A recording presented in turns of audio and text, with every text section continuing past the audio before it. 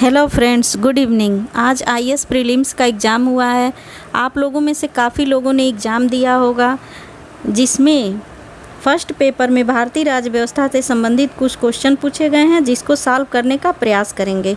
मेरे पास 20 सीरीज की बुकलेट है, जिसमें क्वेश्चन नंबर 21 से राज्य व्यवस्था के क्वेश्चन हैं। क्वेश्चन नंबर 21, संसदीय व्यवस्था वाली सरकार वह होती है जिसमें संसद के सभी राजनीतिक दलों का सरकार में प्रतिनिधित्व होता है। सेकंड, सरकार संसद के प्रति उत्तरदायी होती है और उसके द्वारा हटाई जा सकती है। थर्ड, सरकार लोगों के द्वारा निर्वाचित होती है और उनके द्वारा हटाई जा सकती है। फोर्थ, सरकार संसद के द्वारा चुनी जाती है, किंतु निर्धारित समय अवधि के पूर्ण होने के पूर्व हटाई नहीं जा सकती है। इसका आंसर सर से जानते हैं। नमस्कार दोस्तों, संसदीय व्यवस्था से तात्पर्य उत्तरदायी शासन से है या मंत्रिमंडलीय शासन से है, तो यहाँ ऑप्शन 2 सही होगा, क्योंकि सरकार लोकसभा के प्रति उत्तरदायी होता है और उसके द्वारा हटाया भी जा सकता है। अगर सरकार के पास बहुमत नहीं है तो लोकसभा उसे हटा देती है, तो इसका ऑप्शन सही होगा बी, सरकार संसद के प्रति उत्तरदायी होती है और उसके द्वारा हटाई जा सकती है। अगला क्वेश्चन नंबर 22, भारत के संविधान का कौन सा भाग कल्याणकारी राज्य के आदर्श की घोषणा करता है? ए, राज्य के नीति निर्देशक तत्व, बी, मूल अधिकार, सी, उद्देशिका, डी, 7वीं अनुसूची। सरकार कल्याणकारी राज्य की स्थापना भाग 4 में दिए गए राज्य के नीति निर्देशक तत्व को लागू करके ही कायम रखती है या उसे कल्याणकारी राज्य बनाती है। तो इसका आंसर होगा ए, जो आसान ही है, राज्य के नीति निर्देशक तत्व। क्वेश्चन नंबर 23, निम्नलिखित कथनों पर विचार कीजिए। पहला, भारत का संविधान अपने मूल ढांचे को संघवाद, पंथनिरपेक्षता, मूल अधिकारों तथा लोकतंत्र के रूप में परिभाषित करता है। दूसरा, भारत का संविधान नागरिकों की स्वतंत्रता तथा उन आदर्शों जिन पर संविधान आधारित है की सुरक्षा हेतु न्यायिक पुनर्विलोकन की व्यवस्था करता है। ये दोनों कथन सही है अपने आप में। मूल ढांचा में संघवाद भी आता है, पंथ निरपेक्षता भी आता है, मौलिक अधिकार भी आता है, कुछ उसके पार्ट आते हैं। लोकतंत्र जैसे स्वतंत्र और निष्पक्ष चुनाव करना भी अपने आप में मूल ढांचा ही है। ठीक है, तो ये सही है। दूसरा भी इसमें सही है, जो न्यायिक पुनर्विलोकन की बात करता है, तो इसका 23 का आंसर होगा सी, 1 और 2 दोनों सही है। क्वेश्चन नंबर 24, गांधीवाद और मार्क्सवाद के बीच एक समान सहमति पाई जाती है, यह निम्नलिखित में से कौन सी है? पहला, एक अंतिम लक्ष्य के रूप में राज्य विहीन समाज। दूसरा, वर्ग संघर्ष। तीसरा, निजी संपत्ति की समाप्ति। चौथा, आर्थिक नियतिवाद। गांधीवाद और मार्क्सवाद, लक्ष्य एक था क्या? एक लक्ष्य था राज्य विहीन समाज की स्थापना या वर्ग विहीन समाज की स्थापना। इनका इसे पाने का तरीका अलग अलग था, लेकिन लक्ष्य एक था, जो है राज्य विहीन समाज की स्थापना। तो इसका आंसर होगा ए। क्वेश्चन नंबर 25, भारत के संदर्भ में नौकरशाही का निम्नलिखित में से कौन सा उपयुक्त चरित्र चित्रण है? पहला, संसदीय लोकतंत्र की व्याप्ति को विस्तार देने वाला अभिकरण। दूसरा, संघीय ढांचे को सुदृढ़ करने वाला अभिकरण। तीसरा, राजनीतिक स्थायित्व और आर्थिक वृद्धि को सुलभ बनाने वाला अभिकरण। चौथा, लोक नीति को कार्यान्वित करने वाला अभिकरण। नौकरशाही से तात्पर्य आप प्रशासन से लगाइए, और प्रशासन में कौन लोग रहते हैं? जो अधिकारी होते हैं, कर्मचारी होते हैं, आईएएस और पीसीएस होते हैं, और उनका काम होता है लोक नीतियों को क्रियान्वित करना। तो इसका आंसर होगा चौथा, डी, लोक नीतियों को क्रियान्वित करने वाला अभिकरण। अगला क्वेश्चन नंबर 26, भारत के संविधान की उद्देशिका। फर्स्ट, संविधान का भाग है किंतु कोई विधिक प्रभाव नहीं रखती। सेकंड, संविधान का भाग नहीं है और कोई विधिक प्रभाव भी नहीं रखती। थर्ड, संविधान का भाग है और वैसा ही विधिक प्रभाव रखती है जैसा कि उसका कोई अन्य भाग। फोर्थ, संविधान का भाग है किंतु उसके अन्य भागों से स्वतंत्र होकर कोई विधिक प्रभाव नहीं है। यहाँ पहला ऑप्शन और चौथा ऑप्शन दोनों अपने आप में सही है, लेकिन इसमें आपको सर्वोत्तम आंसर देना है, और सर्वोत्तम आंसर ये होगा डी, चौथा ऑप्शन। संविधान का भाग है किंतु उसके अन्य भागों से स्वतंत्र होकर उसका कोई विधिक अस्तित्व नहीं है। क्वेश्चन नंबर 27, भारतीय राज्य व्यवस्था से संबंधित नहीं है, किंतु इसका ऑप्शन नंबर डी सही है। क्वेश्चन नंबर 28, भारत के संविधान के भाग 4 में अंतर्विष्ट प्रावधानों के संदर्भ में निम्नलिखित कथनों में से कौन से सही हैं? पहला, वे न्यायालयों द्वारा परिवर्तनीय होंगे। दूसरा, वे किसी भी न्यायालय द्वारा परिवर्तनीय नहीं होंगे। तीसरा, इस भाग में अधिकथित सिद्धांत राज्य के द्वारा कानून बनाने को प्रभावित करेंगे। भाग 4 से तात्पर्य नीति निर्देशक तत्व से है और सबको मालूम है नीति निर्देशक तत्व को न्यायालय द्वारा लागू नहीं कराया जा सकता, इसलिए पहला ये गलत है। दूसरा है किसी भी न्यायालय द्वारा परिवर्तनीय नहीं होता तो नहीं होता, तो दूसरा सही है। तीसरा भी सही है। सरकार नीति बनाते समय, नीति निर्देशक कानून बनाते समय या विधि बनाते समय नीति निर्देशक तत्वों को लागू करने का प्रयास करते हैं, तो इसका ऑप्शन 2 और 3 सही होगा, तो डी सही होगा। चौथा ऑप्शन सही है, 2 और 3। अगला क्वेश्चन नंबर 29, निम्नलिखित कथनों पर विचार कीजिए। पहला, भारत के संविधान के अनुसार कोई भी ऐसा व्यक्ति जो मतदान के लिए योग्य है किसी राज्य में 6 माह के लिए मंत्री बनाया जा सकता है, तब भी जबकि वह उस राज्य के विधानमंडल का सदस्य नहीं है। दूसरा, लोक प्रतिनिधि अधिनियम 1951 के अनुसार कोई भी ऐसा व्यक्ति जो दांडिक अपराध के अंतर्गत दोषी पाया गया है और जिसे 5 वर्ष के लिए कारावास का दंड दिया गया है, चुनाव लड़ने के लिए अस्थायी तौर पर निरहत हो जाता है, भले ही वह कारावास से मुक्त हो चुका है। ये 2 ऑप्शन है इसके। तो पहला है इसमें कि मतदान के लिए योग्य, मतदान की उम्र सीमा कितनी होनी चाहिए? कम से कम 18 वर्ष। 18 वर्ष से ऊपर है तभी आप मतदान कर सकते हैं, लेकिन मंत्री बनने के लिए 25 वर्ष होना चाहिए।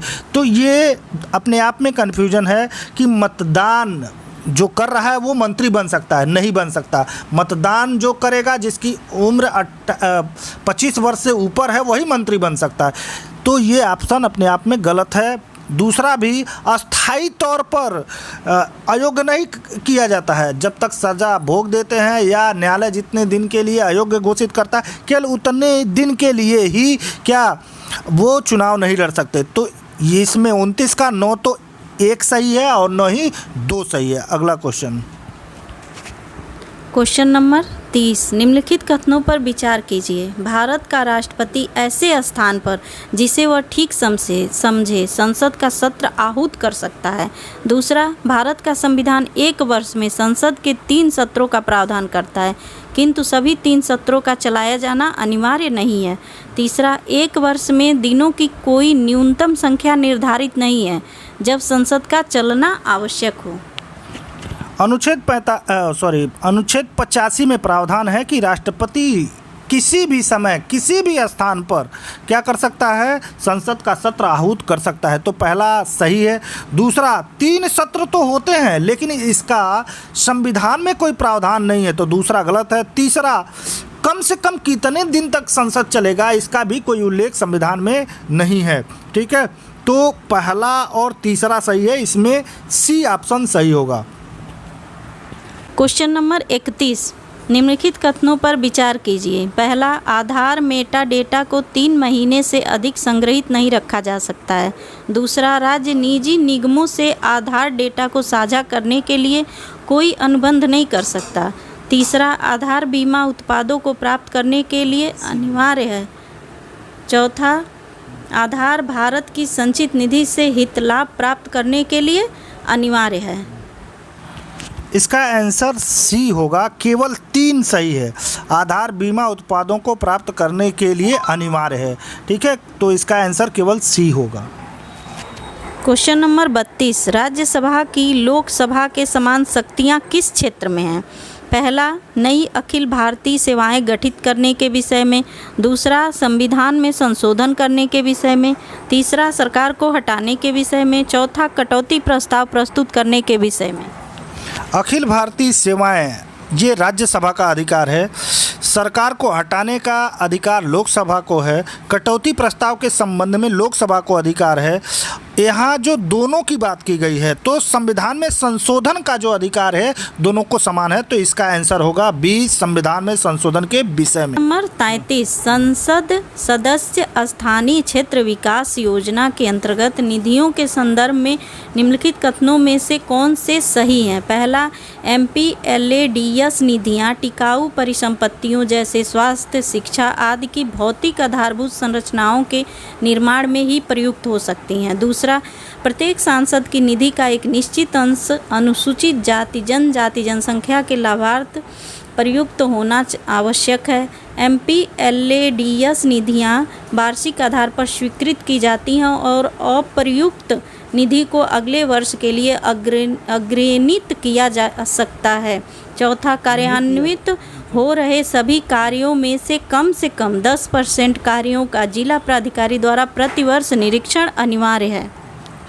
इसका आंसर 3 और 4 होगा, अर्थात दूसरा ऑप्शन सही होगा। जो भी एक वर्ष के लिए निधियां दी जाती हैं वो अगले वर्ष उसको अग्रसरित नहीं किया जाता, ठीक है। और चौथा है इसमें कि 10% कार्यों का निरीक्षण जिला के माध्यम से किया जाता है, जिला पदाधिकारी के माध्यम से। तो 3 और 4 सही होगा, बी आंसर सही होगा। क्वेश्चन नंबर 34, निम्नलिखित मूल अधिकारों के किस संवर्ग में अस्पृश्यता के रूप में किए गए विभेदन के विरुद्ध संरक्षण समाविष्ट है? पहला, शोषण के विरुद्ध। दूसरा, स्वतंत्रता का अधिकार। तीसरा, सांविधानिक उपचारों का अधिकार। चौथा, समता का अधिकार। ये आसान ही क्वेश्चन है। अस्पृश्यता किस में शामिल है इसे पूछा गया है, तो समता के अधिकार में है। 14 से लेकर 18 तक की बात की गई है समता की, और उसमें 17 भी आता है। तो इसका आंसर होगा डी, समता का अधिकार। क्वेश्चन नंबर 35, भारत में न्यायपालिका का कार्यपालिका से पृथक्करण किससे व्यादेशित है? पहला, संविधान की उद्देशिका द्वारा। दूसरा, राज्य के नीति निर्देशक तत्व द्वारा। तीसरा, 7वीं अनुसूची द्वारा। चौथा, परंपरागत व्यवहार द्वारा। ये भी क्वेश्चन आसान ही है। ये आर्टिकल 50 की बात करता है कि न्यायपालिका का कार्यपालिका से के पृथकीकरण की बात की गई है, तो वे नीति निर्देशक तत्व में ही है बता दिया गया है। ये ऑप्शन होगा दूसरा, बी, राज्य के नीति निर्देशक तत्व। क्वेश्चन नंबर 36, वित्त मंत्री संसद में बजट प्रस्तुत करते हुए उसके साथ अन्य प्रलेख भी प्रस्तुत करते हैं, जिसमें बृहद आर्थिक रूपरेखा विवरण भी सम्मिलित रहता है। यह पूर्वोक्त प्रलेख निम्न आदेशन के कारण प्रस्तुत किया जाता है। पहला, चिरकालिक संसदीय परंपरा के कारण। दूसरा, भारत के संविधान के अनुच्छेद 112 तथा अनुच्छेद 110(1) के कारण। तीसरा, भारत के संविधान के अनुच्छेद 113 के कारण। चौथा, राजकोषीय उत्तरदायित्व एवं बजट प्रबंधन अधिनियम 2003 के प्रावधानों के कारण। इसका आंसर होगा बी, भारत के संविधान के अनुच्छेद 112 तथा अनुच्छेद 110(1) के कारण। क्वेश्चन नंबर 37, परिभाषा से संवैधानिक सरकार का अर्थ है? पहला, विधानमंडल द्वारा सरकार। दूसरा, लोकप्रिय सरकार। तीसरा, बहुदलीय सरकार। चौथा, सीमित सरकार। ठीक है, तो संवैधानिक सरकार से तात्पर्य यहाँ सीमित सरकार से है, जो लोगों के अधिकारों में कम से कम हस्तक्षेप करती है, उसे हम सीमित सरकार कहते हैं। और ये संवैधानिक सरकार से इसका अर्थ लगाया जाता है। क्वेश्चन नंबर 38, मूल अधिकारों के अतिरिक्त भारत के संविधान का निम्नलिखित में से कौन सा भाग मानव अधिकारों की सार्वभौम घोषणा 1948 के सिद्धांतों एवं प्रावधानों को प्रतिबिंबित करता है? पहला, उद्देशिका। दूसरा, राज्य के नीति निर्देशक तत्व। तीसरा, मूल कर्तव्य। ये तीनों सही होंगे, तीनों ऑप्शन सही होंगे। मूल कर्तव्य मानव अधिकार के सार्वभौमिक घोषणा 1948 के समान ही है, ठीक है। साथ साथ नीति निर्देशक तत्व भी है और उद्देशिका भी है इसमें। तो इसका आंसर डी होगा, 1, 2, 3। क्वेश्चन नंबर 39, भारत में विधिक सेवा प्रदान करने वाले प्राधिकरण निम्नलिखित में से किस प्रकार के नागरिकों को निःशुल्क विधिक सेवाएं प्रदान करते हैं? फर्स्ट, 1 लाख से कम वार्षिक आय वाले व्यक्ति को। सेकंड, 2 लाख से कम वार्षिक आय वाले ट्रांसजेंडर को। तीसरा, 3 लाख से कम वार्षिक आय वाले अन्य पिछड़े वर्ग के सदस्य को। और चौथा, सभी वरिष्ठ नागरिकों को। 39 का ये पहला और चौथा ऑप्शन सही होगा, अर्थात डी सही होगा। क्यों? 1 लाख से कम वार्षिक आय वाले व्यक्ति को ऐसी सुविधाएं दी जाती हैं, विधिक सहायता, निःशुल्क विधिक सहायता दी जाती है। ट्रांसजेंडर की बात नहीं की गई है इसमें, केवल ट्रांसजेंडर नहीं आते। साथ साथ यहाँ किसी ओबीसी की बात नहीं की गई, एससी एसटी की बात की गई है, ओबीसी की बात नहीं की गई है। और 2016 में संशोधन करके सभी वरिष्ठ नागरिकों को इसका लाभ दिया गया है। तो यहाँ इस क्वेश्चन का आंसर होगा 1 और 4, तो ऑप्शन होगा डी, 1 और 4। दोस्तों, इस तरह हम लोग ने डिस्कस के माध्यम से पेपर को सॉल्व करने का प्रयास किया, आप लोग को आंसर बताने का। अगर आप लोग को वीडियो पसंद आया हो तो लाइक करिए, चैनल को शेयर और सब्सक्राइब करिए। बहुत बहुत धन्यवाद।